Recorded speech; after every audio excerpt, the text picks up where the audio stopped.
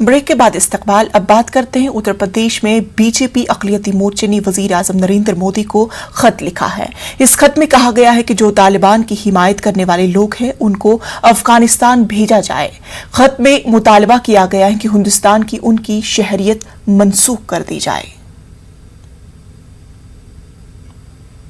हमने आदरणीय प्रधानमंत्री जी से ये गुजारिश की है कि जो तालिबानी जहनियत के लोग हैं, जो हमारी सोसाइटी में तालिबानी जहनियत के लोग छुपे बैठे हुए हैं, जिनकी सोच, जिनकी विचारधारा उनसे मैच करती है, जिनको लगता है कि तालिबानी हुकूमत में जन्नत है, तो ऐसे लोगों को भारत की नागरिकता से मुक्त किया जाए और उनको जो है तालिबान के पास भेज दिया जाए, अफगानिस्तान भेज दिया जाए।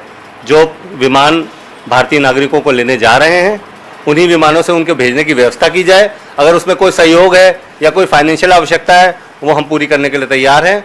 और जैसे आदरणीय प्रधानमंत्री जी स्वच्छ भारत अभियान चला रहे हैं, तो इस तरह की जहनियत के लोगों को इस देश से निकालकर इस देश को स्वच्छ किया जाए। आगरा में जामा मस्जिद के